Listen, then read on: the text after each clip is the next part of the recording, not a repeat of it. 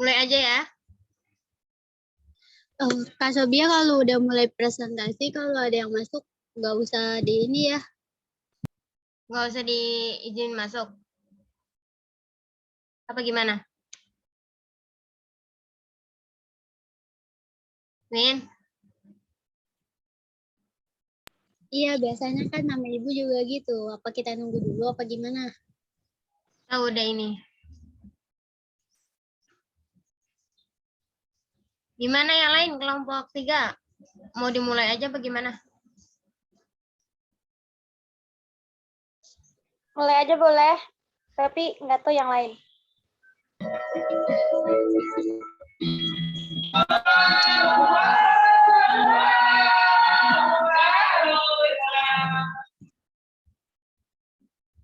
Ya udah kita mulai aja ya.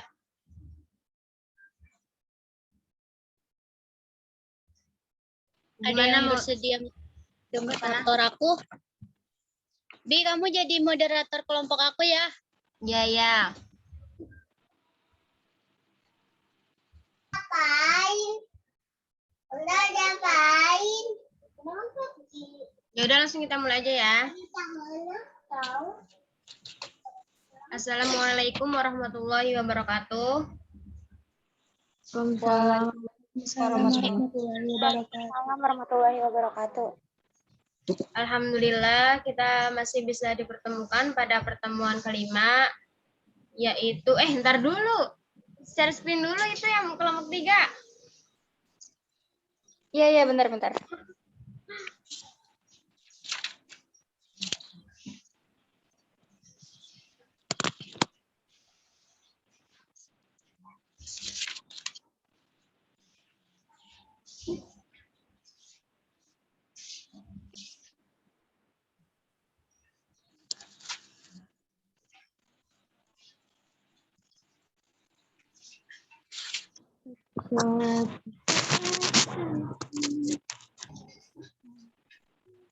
Bisa nggak Al?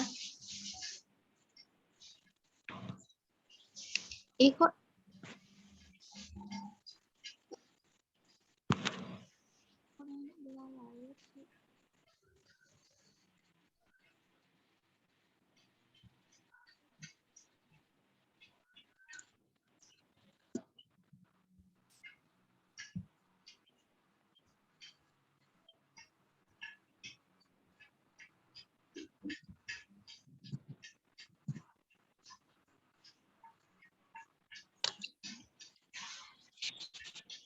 Udah bisa belum Al?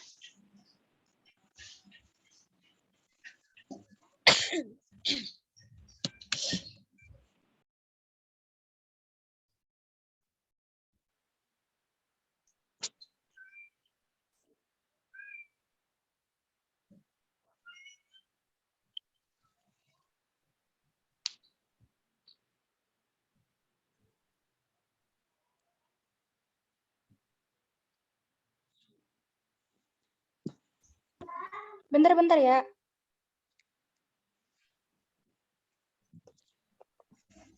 Mana ya?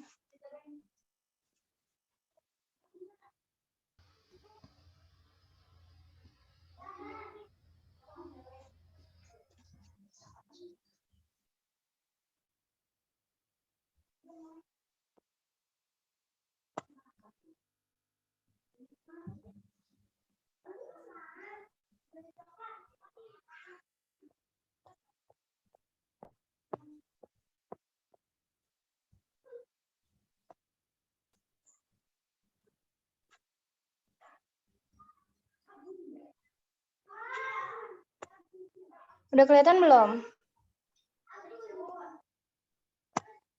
Udah. udah. Coba di zoom lagi deh kali ya. Oh ya, bentar.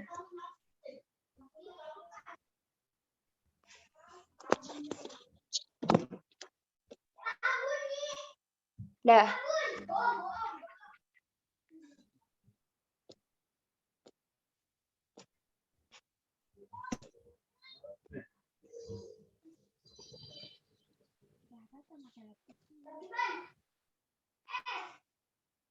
Udah?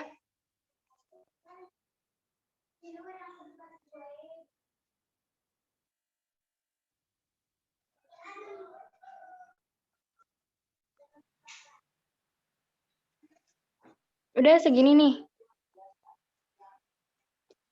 Udah Kak, udah.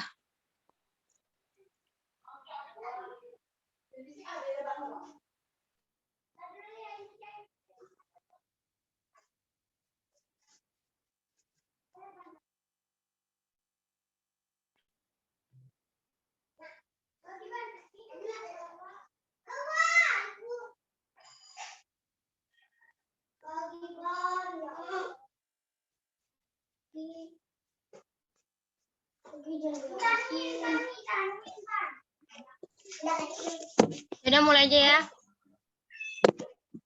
Iya, ya. Assalamualaikum warahmatullahi wabarakatuh.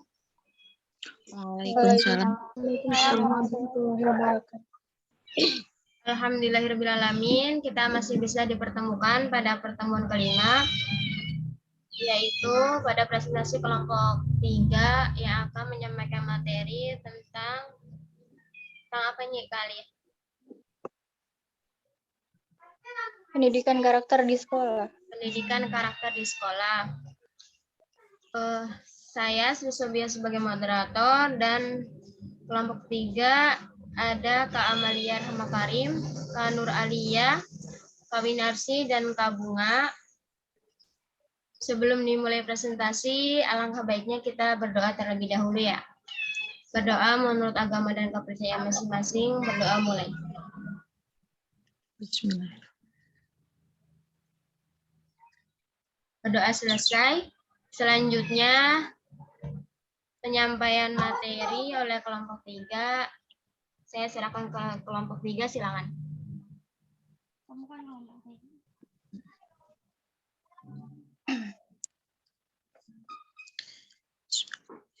Pengertian integrasi. Integrasi adalah sebuah proses pembauran dalam sebuah interaksi sosial. Interaksi adalah konsep yang diterapkan dalam banyak bidang, mulai dari sosial, politik, budaya, hingga ekonomi. Interaksi adalah pembaruan hingga menjadi kesatuan. Integrasi adalah tindakan yang menyatukan komponen yang lebih kecil ke dalam satu sistem yang berfungsi sebagai satu. Integrasi adalah proses yang mengacu pada keterikatan individu dengan masyarakat yang lebih luas dan biasanya diukur dalam hal peran pekerjaan, organisasi. Iya, bukan pengertiannya. Paham ya? Jawa Barat apa? Disebut apa Jawa Barat? Namanya. Belum sampai. Warga apa Kwarcal? Benar. Kalau Kabupaten Bekasinya? Ayo. Hah? Tadi apa? Apanya? Contohnya? Kayak limbah industri. Lanjut juga, Kak. Error, kamera error. Apalagi tadi? Apa? Jawa Barat apa? P3 adalah? Tanyain. Kak, Jawa Barat sebutnya Kuarda atau Kuarcat? Kalau Kabupaten Bekasinya Kuarcat atau Kuarda? Iya, sob. Kakak saya capek lari-larian mulu. Bang Mail, maaf. Cari. Suaranya. Bentar ya.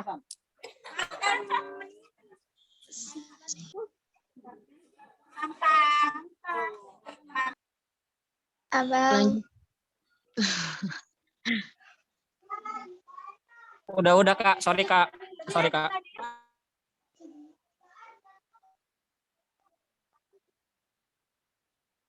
Lanjut, Kak, ke slide yang selanjutnya lagi.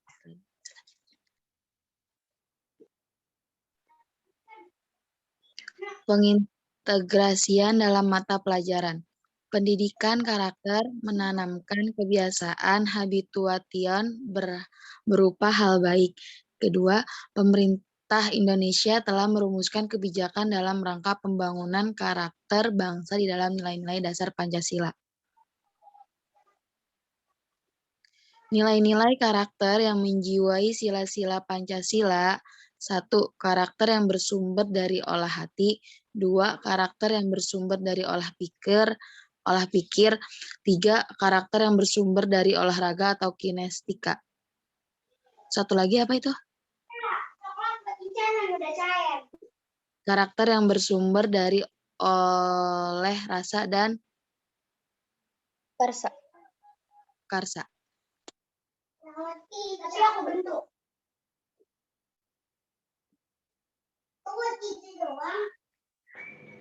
Di sini saya akan menjelaskan tentang inovasi pendidikan karakter.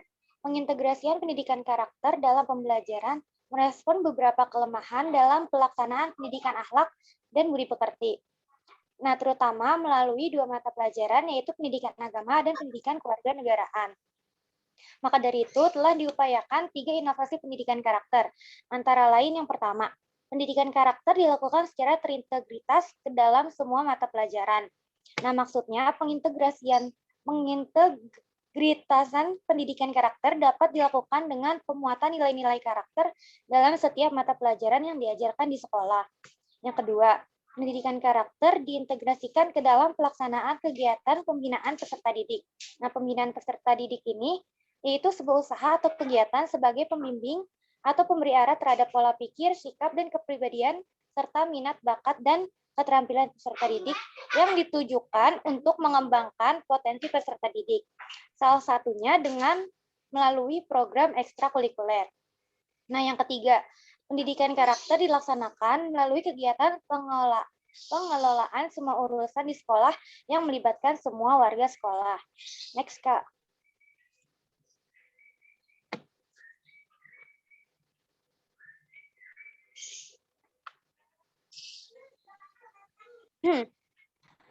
Nah, masih yang tadi deh, Kak. Iya, ya. Lupa.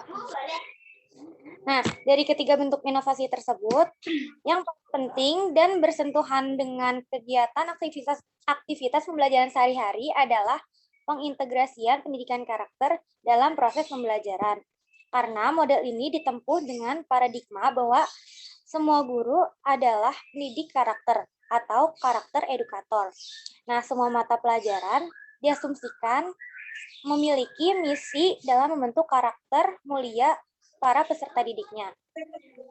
Adapun cara menanamkan pendidikan karakter di kelas, antara lain yang pertama memberikan contoh yang baik untuk siswa, karena siswa akan mencontoh guru sebagai orang tua di sekolahnya.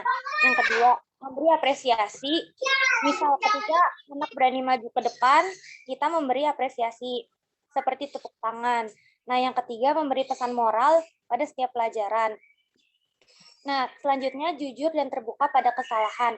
Jadi kita sebagai guru kan juga nggak luput kesalahan kan. Nah, jadi kita berani jujur atas kesalahan kita dan meminta maaf. Nah, yang terakhir mengajarkan sopan santun. Seperti mengucapkan permisi setiap melewati guru, bersalaman, dan sebagainya. Nah, next, Kak. Slide selanjutnya.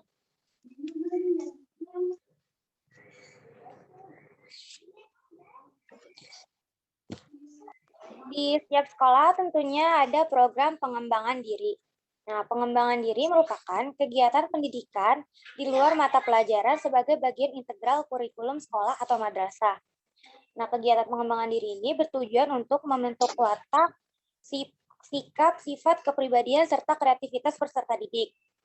Nah, pengembangan diri ini dilakukan dalam bentuk kegiatan yang diharapkan dapat mengembangkan kompetensi dan kebiasaan peserta didik dalam kehidupan sehari-hari sehingga dapat terbentuk budaya sekolah. Materi selanjutnya akan disampaikan oleh teman saya. Terima kasih.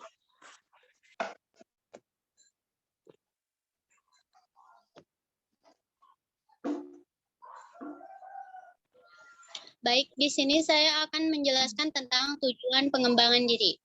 Tujuan pengembangan diri itu sendiri ada dua. Yang pertama, tujuan umum. Tujuan umum untuk memberikan kesempatan kepada peserta didik untuk mengembangkan dan mengekspresikan diri sesuai dengan kebutuhan, bakat, minat, kondisi, dan perkembangan peserta didik dengan memperhatikan kondisi sekolah. Contohnya, memberikan kesempatan kepada peserta didik itu seperti mengadakan perlombaan melukis, atau membaca puisi, dan sebagainya. Dengan diadakan perlombaan, maka si anak lebih mudah dalam mengembangkan dan mengapresiasikan bakatnya. Yang kedua ada tujuan khusus. Tujuan khusus yaitu menunjang peserta didik dalam mengembangkan bakat, minat, kreativitas, kompetensi, dan kebiasaan hidup. Kemampuan kehidupan keagamaan, kemampuan sosial, kemampuan belajar, wawasan, dan perencanaan karir, kemampuan pemecahan masalah, dan kemandirian.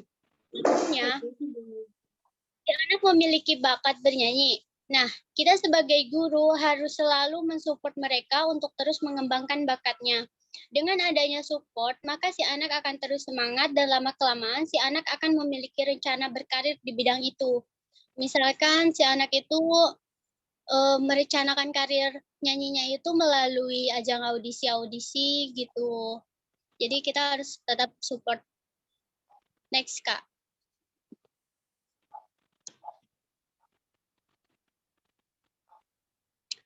Lalu ada jenis kegiatan pengembangan diri. Yang pertama, terprogram. Maksud dari terprogram yaitu kegiatan terprogram adalah kegiatan yang direncanakan secara khusus dan diikuti oleh peserta didik sesuai dengan kebutuhan dan kondisi pribadinya. Contohnya seperti pelayanan konseling, ekstrakurikuler. Dan yang kedua ada tidak terprogram. Jenis kegiatan yang tidak terprogram yaitu kegiatan yang tidak terprogram itu dilaksanakan secara langsung oleh guru atau tenaga pendidik di sekolah yang mengharuskan semua peserta didik harus mengikuti kegiatan tersebut. Contohnya seperti Jumat bersih, upacara bendera pada hari Senin, dan literasi. Kemudian untuk pembahasan yang selanjutnya akan dilanjut oleh teman saya. Budaya sekolah. Proses pembentukan karakter diawali dengan pembiasaan. Proses pembiasaan ini yang dikenal dengan budaya atau pembudayaan. 5 budaya sekolah yang bisa dikembangkan antara lain A. Gerakan literasi sekolah. Gerakan ini bertujuan mengembangkan budi pekerti peserta didik melalui pembudayaan ekosistem literasi sekolah. Contohnya itu kayak kegiatan 15 menit membaca buku non-pelajaran sebelum waktu pelajaran dimulai. Nah, terus yang kedua itu ada kegiatan ekstrakurikuler. Kegiatan ini dimaksudkan untuk mengembangkan minat dan bakat peserta didik, contohnya mengikuti pramuka, kerohanian, olahraga. Yang ketiga itu ada kegiatan pembiasaan pada awal dan akhir KBM.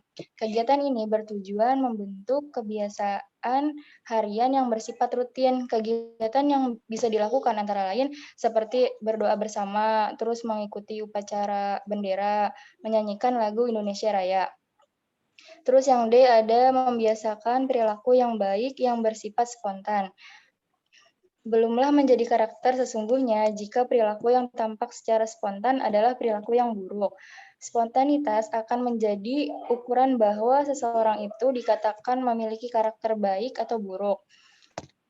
Perilaku ini mencangkup perkataan maupun perbuatan.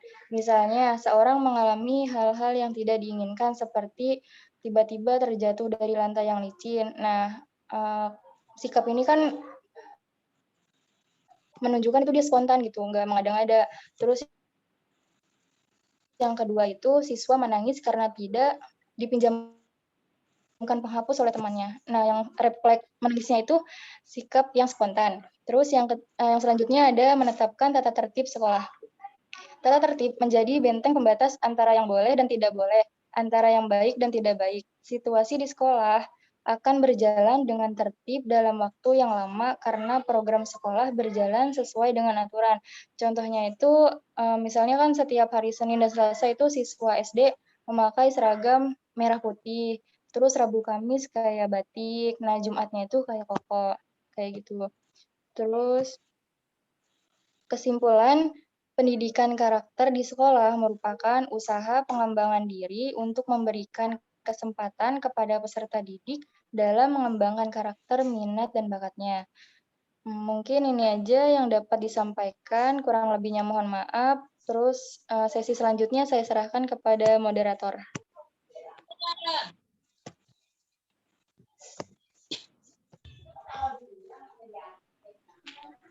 Penyampaian materi selesai, selanjutnya sesi tanya jawab.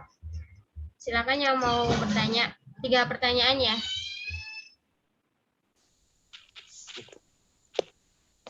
Kak, saya mau tanya. Silakan, dicatat ya, Lia. Notulenya siapa? Aku. Ya, siapa tadi yang mau bertanya? Saya, Kak.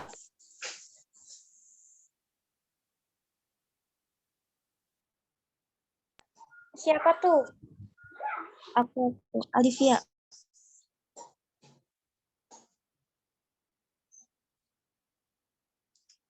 Bagaimana cara kita sebagai tenaga pendidik untuk membantu mengembangkan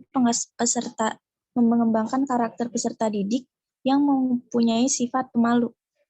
Kedengeran nggak, Kak?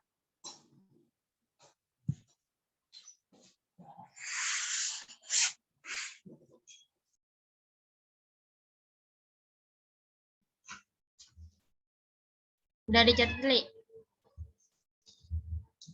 Udah.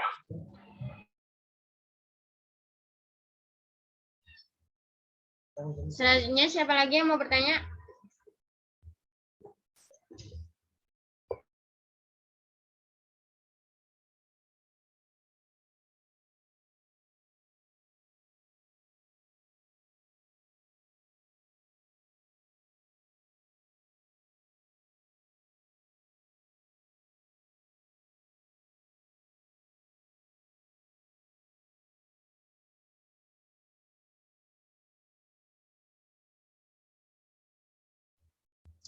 Ada yang mau bertanya lagi nggak?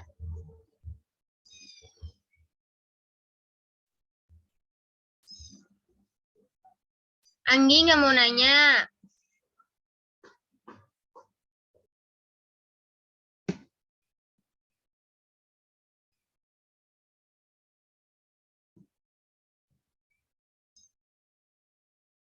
Ayo, siapa yang mau nanya lagi?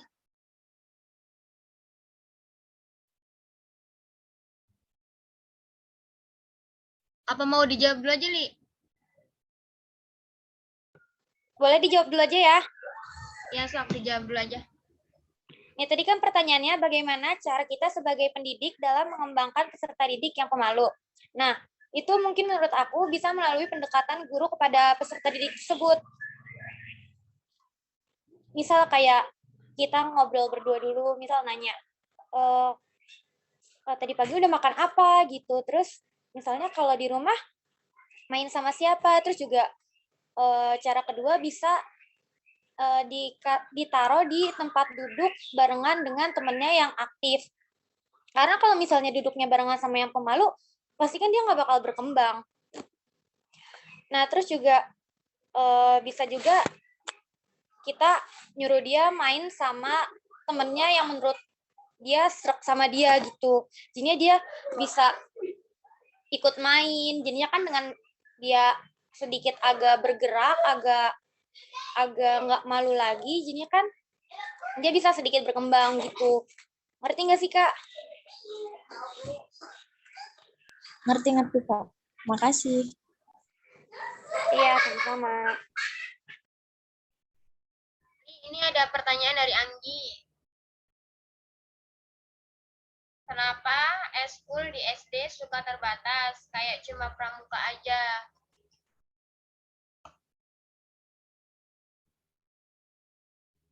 Udah dicatat belum, Li? Udah. Satu pertanyaan lagi, siapa yang mau bertanya?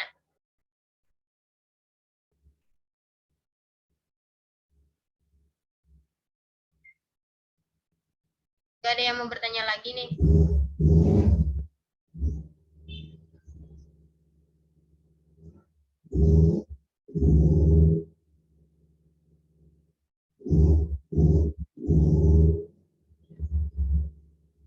Dijawab dulu aja, Sok, Li. Siapa Wina? Kenapa school di SD itu cuma ada rata-rata cuma pramuka aja ya? Mungkin yang pertama keterbatasan properti yang ada di sekolah. Terus yang kedua, kenapa pramuka itu wajib? Karena pada saat perkemahan itu dominan banyaknya itu dari SD, dan untuk SMP dan SMA itu hanya pembimbing dan untuk ini aja melengkapi. Gitu aja sih Kak, ada yang mau nambahin? Aku mau nambahin mungkin juga karena kurang pendidiknya gitu kali ya. Jadinya kan misalnya nggak ada kurang yang mendidik, kayak kurang misalnya di satu sekolah tuh belum pada ngerti tentang pramuka, jadinya kurang pendidik gitu. Ya nggak sih?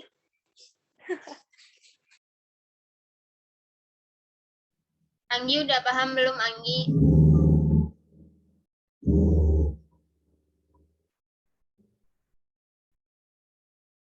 Udah paham kali ya? Selanjutnya ada pertanyaan dari Kak Nilam. Apakah pelayanan konseling itu ada di setiap sekolah? Pentingnya pelayanan konseling itu apa untuk di sekolah? Udah dicatat belum? Aku mau jawab pertanyaannya Kak Nilam. Ya, sok. Udah dicatat. Jadi kalau kita kan di ruang lingkupnya itu kayak SD gitu ya Kak. Kalau konseling ada, cuman kayaknya antar guru gitu. Jadi nggak kayak BK, khusus ruangan BK gitu. Pentingnya supaya mengetahui gitu, anak itu misalnya dia lagi ada masalah nih, tapi dia nggak bisa cerita sama orang tuanya, terus dia pengen ceritanya ke guru gitu. Nah, dia mungkin gurunya bisa bantu kayak gitu buat bantu nyelesain masalah dia. Terus kayak konselingnya buat kalau misalnya ada yang nakal-nakal nih kan, misalnya nggak, kalau di SMP itu kan masuk ke ruang BK gitu dilaporin ya. Mungkin kalau misalnya di SD cuma ditegur, terus besok jangan kayak gini lagi ya, nggak boleh nakal lagi. Penting sih Kak, buat ngetahui karakter dia yang nggak bisa cerita di rumah mungkin sama orang tuanya, terus ngerasa tertekan, terus bisa ceritanya ke guru, mungkin bisa mengurangi rasa tertekan dia, kayak gitu Kak. Paham nggak Kak? Gimana Kak Nilam? Paham nggak? Ini ada lanjutan pertanyaannya. Berarti konseling di sekolah itu sama aja kayak psikiater ya? Gimana tuh kali ya? Sama kayak psikiater enggak?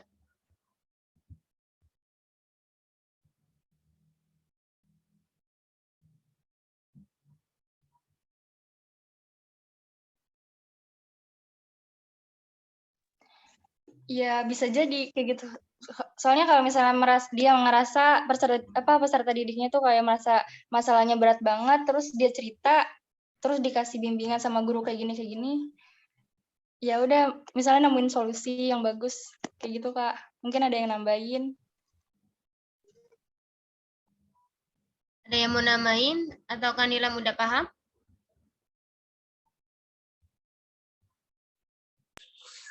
Tapi kayaknya kalau dibilang kayak psikiater enggak juga ya.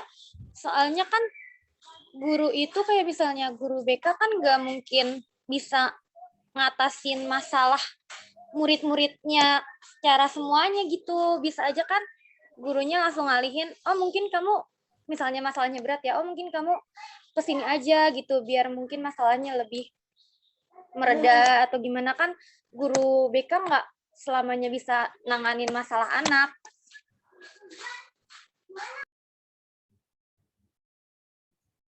Gimana Kak Nilam? Udah paham belum?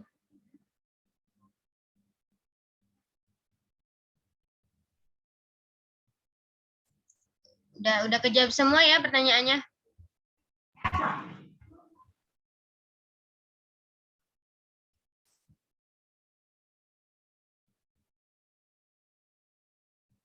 Udah jawab ke semua ya, Li?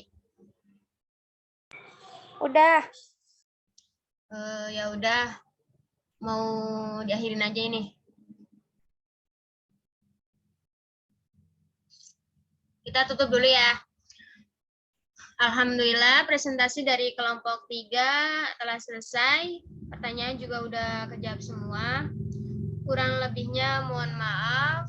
Sekian dari kami. Wassalamualaikum warahmatullahi wabarakatuh.